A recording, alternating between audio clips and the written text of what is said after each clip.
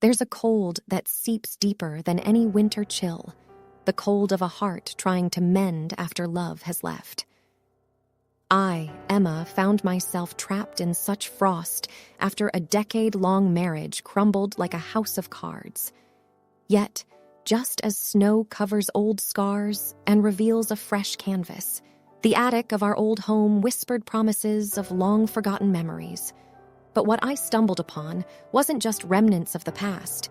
There were hints, whispers of secrets my husband might have harbored. The discovery of an innocent child's drawing, coupled with an unfamiliar address, set me on an unexpected journey that Christmas Eve. Would the road lead me to answers or deeper into a maze of confounding questions?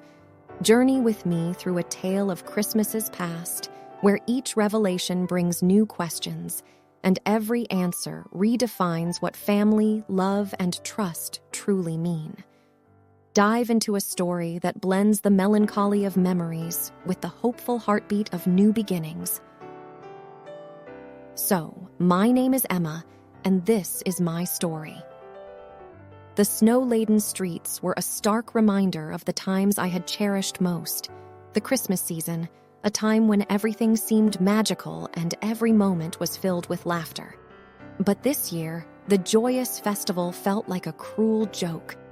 10 years of togetherness, of building traditions, decorating the tree, and sharing gifts were now mere memories. "I can't do this," I whispered to myself as I paced around my living room. Everywhere I looked, there were remnants of our love. From the half-assembled Christmas tree, our project left undone, to the untouched ornaments that we had collected over the years. Each item was a cruel reminder of the gaping hole in my heart. I remembered our last argument. I could still feel the sting of his words, the cold detachment in his eyes when he'd said, "Emma, I don't want children. I've never wanted them." I recalled the countless nights I'd cried, wondering why the universe had played such a cruel trick on me. Why had it bound me to a man who couldn't share my dream of having a family? Shaking the painful memories away, I decided to divert my attention. The attic, I thought. I hadn't been up there in years. Maybe rummaging through old belongings would distract me, give me a respite, even if for a few hours. With each step up the old wooden staircase, I felt the weight of my emotions getting heavier. The attic was dimly lit, the weak winter sun seeping through a small window. Dust hung in the air, dancing with the rays of light, a testament to the long time that had passed since anyone had visited this space. As I shuffled through old boxes, yearbooks, and forgotten memorabilia, my eyes landed on a familiar box. Its ornate design and meticulous wrapping were hard to forget. This was our box, the box where we kept all the gifts we'd exchanged over the years. Hesitating for a moment, I pondered whether opening it was a good idea, but something compelled me to reach out and lift the lid. Inside, memories came flooding back. There was the leather journal I'd gifted him on our first anniversary, the engraved pen I'd bought on our trip to Venice, and then there were the gifts he'd given me, the silver locket, the beautiful hand-painted scarf, the numerous letters filled with promises and dreams. But what caught my eye was a sealed envelope, addressed to me but never given. My hands trembled as I picked it up. The weight of the envelope suggested there was more than just a letter inside. My heart raced. Why had he never given it to me? What secrets did it hold? I decided to read the letter later, when I was more composed. For now, I continued to immerse myself in the memories, the emotions, the raw pain, and the unfulfilled dreams. Hours seemed to have passed when I finally descended from the attic. I felt drained, but oddly cathartic. The letter was now burning a hole in my pocket. My curiosity piqued. Tonight, I'd unravel its mysteries. Little did I know that it would change everything. The setting sun cast a golden hue over my room. I sat on my bed, the envelope in my hand. What could it be? I pondered. I carefully opened it, and as I did, an old photograph slipped out, showing us from our early days, laughing and carefree. The note accompanying it read, "Emma, I know we've been through tough times, and our dreams have always been different, but every time I look at this picture, I'm reminded of our love. And while I might not want children, I've always wanted you. I hope you understand someday. Merry Christmas." The words struck me like a bolt of lightning. Tears welled up in my eyes, and I felt a tidal wave of emotions. Maybe there was more to our story than just unfulfilled dreams. Maybe, just maybe, our love story deserved another chance. The picture was quaint, drawn in crayons with the innocent imperfections only a child could render. A little figure with outstretched arms, standing beneath a radiant sun, with scribbled green grass at their feet. The words, "For your favorite daddy," stood out in a bold, childish scrawl. The innocent drawing held an implication that was impossible to ignore. My heart raced, thoughts spiraling. He never wanted children, or at least that's what he told me, I whispered to myself. My mind kept repeating those words as if they were some kind of incantation that would magically explain everything. But there it was, in black and white, undeniable evidence that he'd kept a monumental secret from me. Rummaging through the box with increasing desperation, I tried to find anything else, any other clue that might shed light on this mystery. Among the memories, tokens of love, and souvenirs of travels, the white envelope with the child's drawing stood out starkly. It bore an address in another state.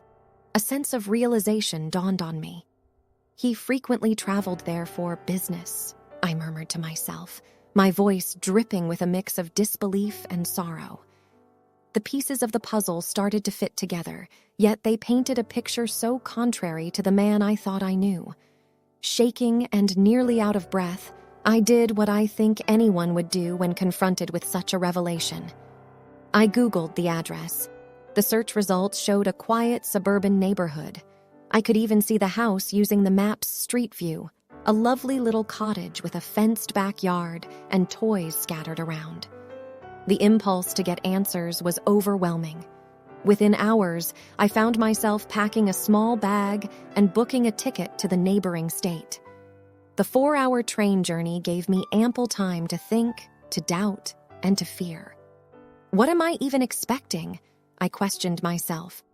Am I prepared for the truth, whatever it might be? Arriving in the town, I checked into a small bed and breakfast, taking time to compose myself. Looking in the mirror, I hardly recognized the woman staring back.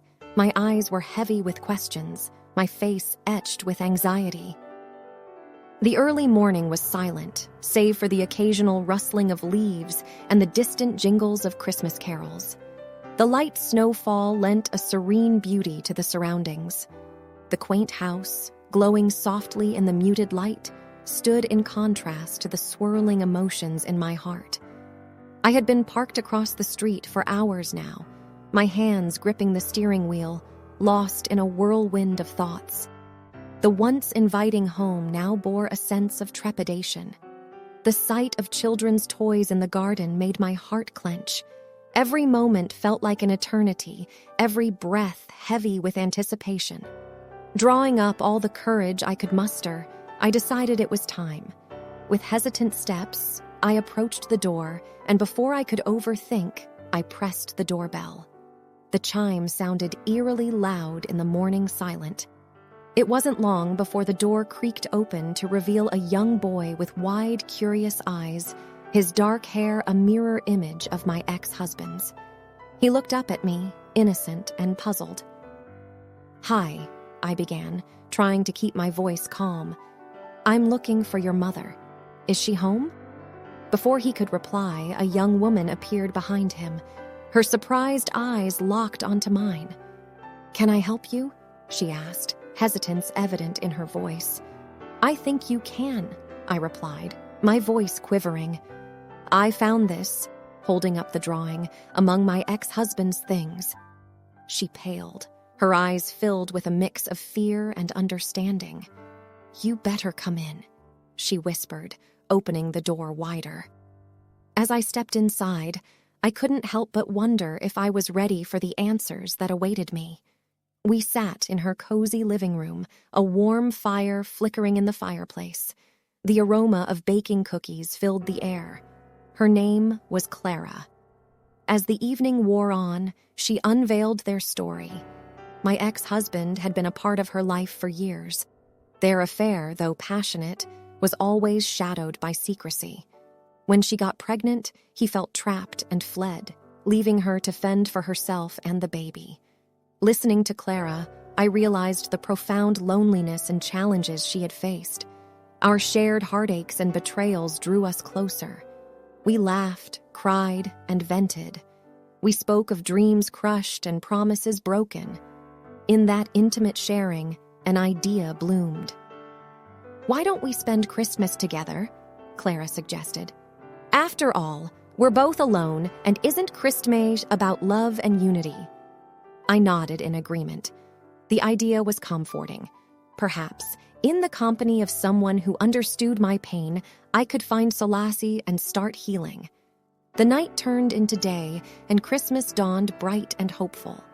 Clara, her son Liam, and I spent the day in joyous celebration, forging new traditions and creating fresh memories. There was laughter, delicious food, and the love that only true understanding can bring. Months turned into years.